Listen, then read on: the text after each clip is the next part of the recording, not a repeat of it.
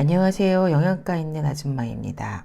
오늘 천연과 합성 똑소리 나는 비타민 선택법 두 번째 시간입니다. 지난번에도 제가 말씀드렸듯이 제가 이 척을 선택한 이유는 코로나19로 인해서 저희 소비자분들이나 주변 분들이 이제 면역의 중요성을 많이 암과 동시에 이런 비타민을 먹어야 되는 이유도 아시는 분들이 굉장히 많아지셨어요. 그런데 이젠 어떤 기준에 의해서 선택을 해야 되는지, 비타민 B군의 역할, C, 오메가3의 역할, 그것도 일반적인 TV나 그런 데서 정보가 많이 나오고 있으나, 영양제는 다 똑같다.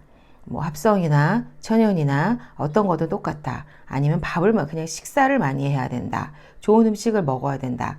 다 여러 가지 얘기, 틀린 말보다는 어떤 선택 기준을 제시하는 게 많이 없어요. 그래서 저희 소비자분들한테도 항상 어떤 기준을 제가 제시를 하거든요. 그래도 헷갈려 하시는 분들이 많습니다. 그 말고도 또 여러 가지 저희 소비자분 이외에도 여기 유튜브 시청자분들께서도 궁금하실 거라 보고 어느 정도 도움이 되고자 영양제 선택 기준에 대해 때문에 제가 이 책을 선택하게 됐습니다. 기타 궁금하신 사항이나 여러 가지 사항이 있을 때 제 블로그에 글을 남겨주시면 제가 아는 한도 내에서 성심성의껏 진실하게 답변을 드리겠습니다. 그럼 시작을 해보겠습니다. 합성 비타민과 천연 비타민은 이렇게 만들어진다. 제약회사의 약품이 그렇듯 합성 비타민 역시 실험실에서 화학 물질을 조작해 만든다. 제약회사가 전매 특허를 낸 제조법은 만들고자 하는 비타민의 분자 구조를 흉내내도록 고안된 방법이다. 제약회사는 화학 물질들을 어떤 식으로 조작해야 약품이 되는지를 잘 안다. 내가 이런 말을 하는 까닭은 합성 비타민은 전적으로 화학 물질을 이용해 만든다는 것을 강조하고 싶기 때문이다. 합성 비타민의 원재료는 천연이나 유기농일 수도 있다. 그렇지만 생산 과정을 모두 거친 합성 비타민에는 천연이나 유기농이라 이름 붙일 수 있는 물질이 거의 남아있지 않다. 게다가 생산 과정에서 콜타르나 석유화학 제품을 첨가하기 때문에 독성을 띨 수도 있다. 합성 비타민 B1을 예로 들어보자. 화학자들은 먼저 콜타르로 비타민을 만들 기본 물질을 만든다. 그 다음에는 콜타르에 염산 같은 물질을 부어 침전물을 만들고 비타민 B1과 화학 구조가 같은 물질이 나올 때까지 발효를 비롯해 제약회사에서 특허를 낸 다양한 과정, 즉 화학 물질을 첨가하거나 특별한 화학 반응을 일으키거나 열을 가하거나 식히는 것 같은 과정을 거친다. 마침내 B1과 화학 구조가 같은 물질이 나오면 수분을 제거하고 물질의 순도를 측정한다. 이렇게 해서 나온 합성 비타민 물질은 유통업자에게 넘어가거나 또 다른 추가 과정을 거쳐 상품으로 만들 제조업자에게 넘어간다. 제가 지금 말씀드린 건 비타민 B1, 합성 비타민 B1을 만드는 과정을 말씀드렸고요. 지금 이번에 말씀드릴 건 자연식품을 이용한 비타민 B1 보충제는 어떻게 만들어지는지 그 과정을 읽어드리겠습니다. 자연식품을 이용한 비타민 B1 보충제는 합성 비타민과는 전혀 다른 과정을 거쳐 만들어진다. 우선 추출하고자 하는 비타민이나 영양소가 들어있는 메가, 쌀룬 같은 식물을 수확해 깨끗이 씻는다. 씻은 식물을 커다란 통에 놓고 정제수를 붓고 여과기로 걸러 여과액을 모은다. 여과 과정을 거치는 이유는 섬유소처럼 소화가 잘 되지 않는 단단한 부분을 제거하기 위해서다. 이렇게 추출한 여과액에는 영양소와 시너지 효과를 내는 보조인자가 모두 들어있다. 그러나 천연 비타민처럼 자연식품을 농축해 제제로 만들 때는 섬유소를 제거해야 된다. 그 이유는 다른 영양소가 더욱 빨리 효과적으로 체내에 흡수되기 때문이다. 섬유소를 제거한 뒤에는 농축액을 건조시킨다. 농축액은 보통 낮은 온도에서 자연 건조시킨다. 합성 비타민처럼 높은 온도에서 건조하거나 얼리거나 이산화탄소 같은 화학 물질을 넣으면 영양소가 거의 파괴된다.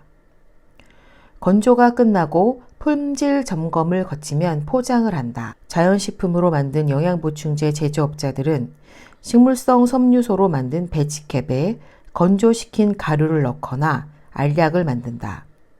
이때 고착제나 감마제, 스테아린산 마그네슘 같은 인공 첨가제는 넣지 않는다. 합성 영양제는 제약회사에서 만드는 물질에 비하면 아주 약하지만 역시 부작용은 있으며 독소가 있다.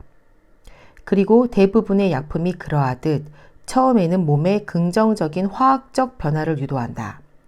예를 들어 비타민 B3인 나이아신은 혈액 속 콜레스테롤 수치를 낮춘다. 그러나 질병의 증상을 없애는 합성 영양제는 나쁜 약일 뿐이다. 제약회사에서 만든 영양보충제를 옹호하는 사람들은 그런 보충제가 건강에 도움이 된다고 주장하지만 실제로는 화학적으로 만든 다양한 물질들만큼 혹은 그보다 더 많이 건강을 해친다. 기간이 걸리더라도 증상을 확실히 뿌리 뽑으려면 근본적으로 식습관과 생활 습관을 바꿔야 한다. 여기서 간단한 저희 소비자분들이 항상 물어보는 게 있거든요. 합성 영양제 같은 경우는 문제가 어떤 게 될 수 있냐면 제가 지난 첫 시간에도 말씀드렸던 거 기억나세요?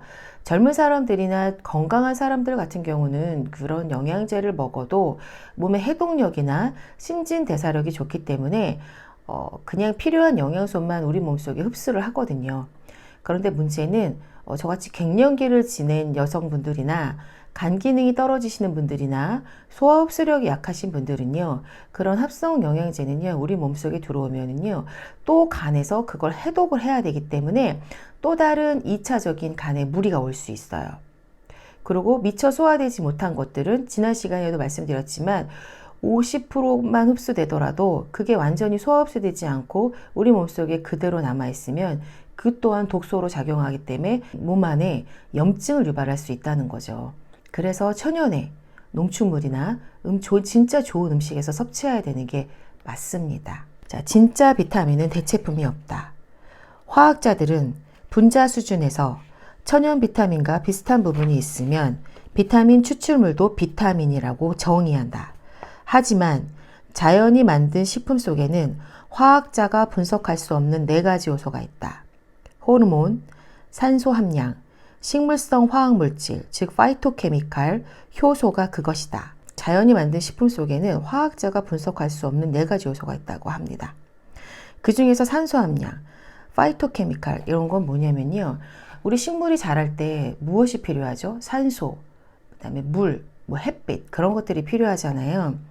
그런 자연 속에서 햇빛을 받고 광합성을 받으면서 자란 식물들 안에는요, 산소 함량이 굉장히 많아요. 그런 식물들을 우리가 먹으면 우리 몸속에 산소, 체내에 있는 우리가 공기로 흡수할 수 있는 산소량도 있지만 물에서도 섭취할 수 있는 산소, 음식에서도 산소를 섭취할 수 있거든요. 그렇기 때문에 산소 함량도 되게 중요해요. 이게 자연식품에 들어있다는 거죠. 그 다음에 식물성 화학물질 파이토케미칼이라는 건 뭐냐면 우리가 알고 있는 브로콜리의 파란색, 그 다음에 토마토의 빨간색 라이코펜, 그 다음에 블루베리 추출물의 보라색 갑자기 생각이 안 나네요. 제아산틴이나 물론 블루베리에 있는 게 제아산틴은 아니에요. 플라보노이드 식품들 그런 모든 것들이 파이토케미칼이라고 해요. 그런 것들은 우리 몸속에 들어오면 항산화 영양소가 됩니다. 그래서 진짜 합성 영양제에서 만들 수 없는 절대로 생길 수 없는 그런 식물 영양소, 그런 파이토케미칼이 지금 부각되고 있습니다. 그 다음에 효소라는 건 우리 몸속에서 여러 가지 역할을 하는데 일반적으로 제가 그냥 간단하게 말씀드리면 소화효소, 호르몬의 원료가 될 수 있는 그런 것들이 있습니다. 이런 건 자연식품 속에서나 발견할 수 있는 거죠. 여기서 얘기가 많이 길어졌네요. 그 다음으로 넘어가겠습니다. 세포가 제대로 기능하는데 꼭 필요한 요소들은 바로 이것들입니다. 이 요소들은 비타민과 무기질의 활동을 조절하기 때문에 비타민과 무기질만큼 중요하지만 그렇게 생각하는 화학자들은 많지 않습니다. 화학자들이 제시한 비타민의 정의에 찬성하지 않는 사람들은 비타민은 식물과 식품에 들어있는 자연이 만든 살아있는 물질 속에서만 만들어진다는 것을 이해하는 사람들이다. 이들은 분자 구조가 비슷하다는 이유로 합성 비타민도 비타민이라는 주장을 받아들이지 않는다. 플라스틱으로 만든 식물 모형을 생각해보자. 생긴 모습은 분명히 식물이지만 그 모형을 진짜 식물이라고 할 수 있을까? 살아있는 비타민과 죽은 비타민의 차이는 삶과 죽음만큼이나 크다.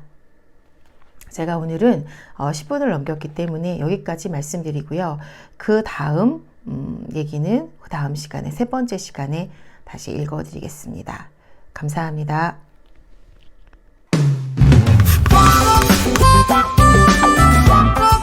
Thank you.